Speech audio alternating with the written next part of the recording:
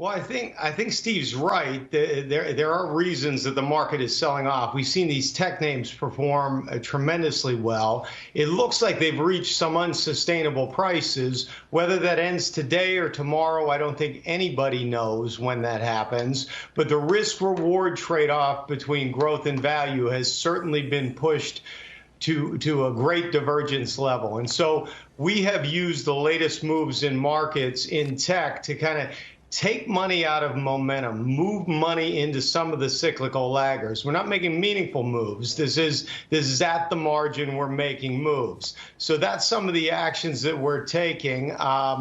Rebalancing, removing some out of beta, raising a little cash. And it's just an acknowledgement that some of these dichotomies, some of these dispersions, I mean, growth has outperformed value by 43%. That's one of the largest in history. It's a huge dichotomy, and I think it's just a matter of prudence to kind of tap the brakes. I use this analogy, and Jenny has another creative child's analogy. The Fed came and pushed us on our bicycle, and we got a lot of momentum, and we're going down the hill. And I think it's just time to touch your feet to the floor and make sure you're balanced. How do you get that balance? By a little rebalancing, a little repositioning, but not a complete abandonment of the strategies that you've had in place. Jenny, the party's been going on all summer long, really since March, and maybe the punch bowl is a little dry. Do you think it will get refilled, or is the punch bowl getting taken away for a longer period?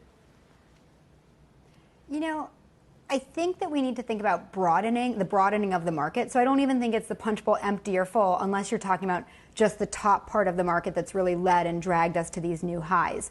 So when I think about the punch bowl for the broader market, for all 500 companies in the S&P 500, it's there. It's still available. We can drink from it.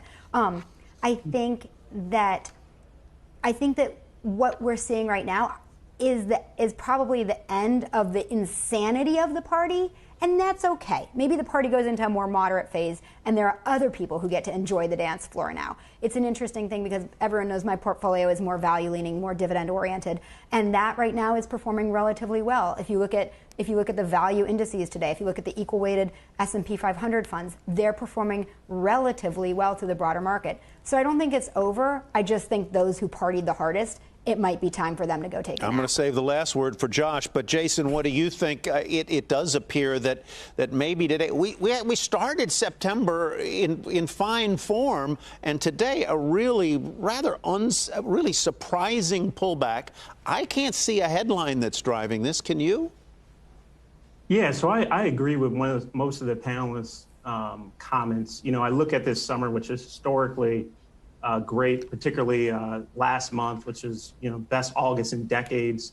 I think it's a little bit of rebalancing. I think it's a little bit of profit taking. I know September is historically a slow month. There won't be a lot of news coming. So, and also preparing for the elections. I think, there's a bit of uncertainty, but, we always talk about here in the office, there's also something to sales discipline, which I think is important.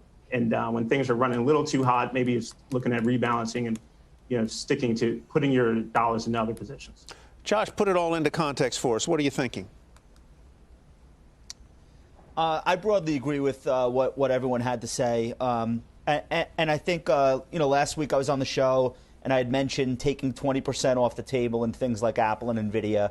And it felt terrible at the time, which in hindsight probably should have served as a stronger gut check for me in general than it did. But today it feels better. And I do think that the punch bowl maybe had been overflowing. And I noticed yesterday, somebody pointed out there was a 3 times Tesla ETF that somebody had the audacity to put on the public markets. Things like that, you can't really trade based on them.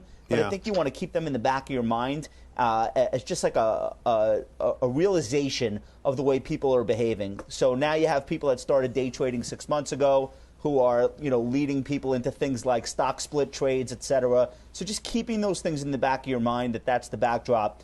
But I would point out, J.P. Morgan's up on the day. I'm long Verizon, Store Capital, plenty of stocks that are green or flat. Jenny pointed out the equal weight, the RSP ETF is down less than 100 basis points, while the XLK is down 400 basis points, 4%. So I think if you have a diversified portfolio, this is another reminder of why you have it to begin with. And if you were one of these people that went 100% all in on the parabolic stocks, the DocuSigns, the Zooms, congratulations, you played yourself.